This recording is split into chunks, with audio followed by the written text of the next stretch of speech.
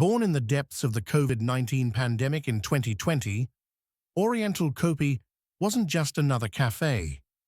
It was a bold idea that grew into a phenomenon, drawing crowds to its outlets, where wait times could stretch up to an hour for a taste of its signature brews and dishes. 4 years later, this modest chain of 20 cafes was making headlines when its shares debuted on Malaysia's stock exchange. Is the market betting on enormous growth potential for Oriental Kopi in an industry notorious for competition? It all began in December 2020, a rented shop lot in Johor Jaya and a mission to promote authentic Malaysian cuisine. Leading the charge was entrepreneur Dato Calvin Chan Jian Chern, alongside his sister and brother-in-law. Expansion was steady but deliberate, from Johor to Klang Valley and eventually to other states. By August 2025, Oriental Kopi had grown to 25 outlets across Malaysia and ventured across the causeway to Singapore with 2 joint venture cafes. Unlike peers that scaled through sprawling franchises, Oriental Kopi remained fully owner-operated, a choice that ensured strict control over food and service standards. In one word, consistency. The brand also pursued a location-focused strategy, targeting high-footfall sites, mainly in shopping malls. Outlets were carefully spaced to avoid cannibalizing sales, maximizing return on investment. This discipline paid off. With setup costs of around 2.5 to 2.8 million ringgit per outlet, new cafe typically broke even within a year. Step inside and you'll find a modern take on the classic Nanyang-style coffee shop, catering to both quick meals and leisurely gatherings. The menu fuses Nanyang and Malaysian flavors, freshly prepared at each cafe. Signature items such as Oriental coffee and the crowd-favorite egg tarts have become must-tries. Each outlet, seating 120 to 150 people, handles heavy traffic. Queues are long during peak hours, but tables turn quickly, averaging 45 to 60 minutes, with diners spending around 30 to 40 ringgit per visit. It's a formula that combines popularity with efficiency. By August 2025, 20 of its 25 outlets were halal certified, with more on the way. This commitment not only opened doors to Malaysia's vast Muslim market, but also broadened the brand's appeal. Behind the aroma of fresh coffee lies a machine of precision. Oriental Kopi runs on centralized management, ensuring efficient operations and a uniform customer experience across all outlets. So they are serving the Malaysian cuisine to customer. So they really deeply to understand for this. So and also they were strictly to follow our SOP, including how long you need to check the foods and the freshness of the ingredient, and also the SOP to produce food's quality and also so on. Yeah.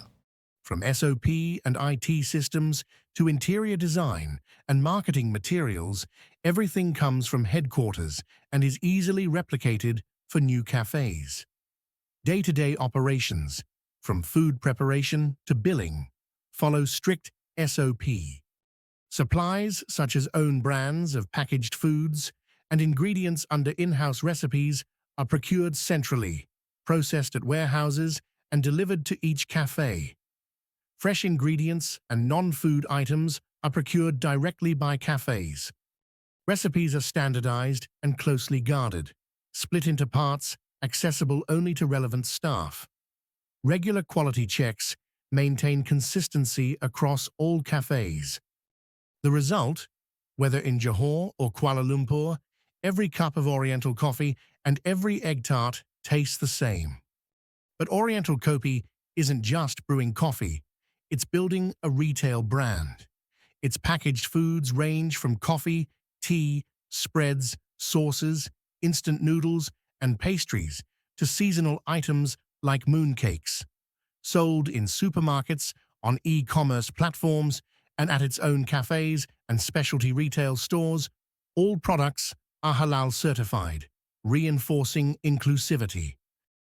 This segment has grown rapidly, boosting margins and diversifying revenue. By fiscal 2024, packaged foods contributed 17% of total sales, a sharp rise from just 3% 3 years earlier, and at higher margins than the cafe business.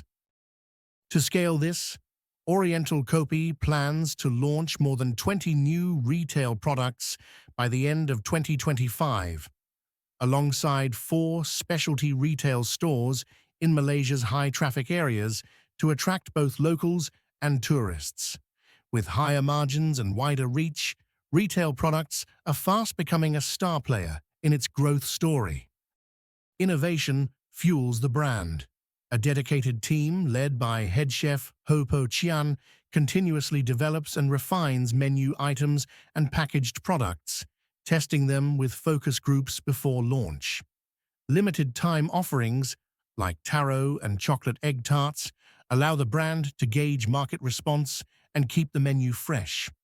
Next on the horizon, a central kitchen in 2026, designed to streamline food preparation for up to 40 outlets while housing R&D and focus group facilities.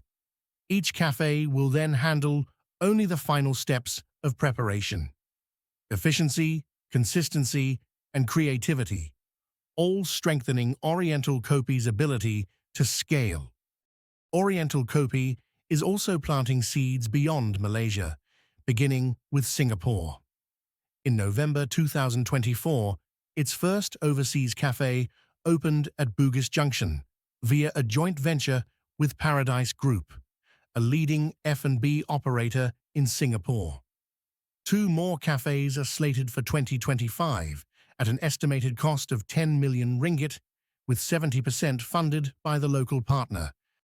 For overseas market, the brand is offering flexible expansion models: joint venture owner-operator, master franchisee, and franchisee models. Oriental Kopi could tap into local expertise while supplying marketing, SOPs, recipes, and operational know-how. Global partnerships may soon take this Malaysian favorite to the world. Oriental Kopi's journey is still young, its story still unfolding. In the unforgiving F&B world, where trends fade and brands rise and fall, the question is no longer whether it can grow, but whether it can grow not just in Malaysia, but across the world, without losing the magic that keeps people waiting in line.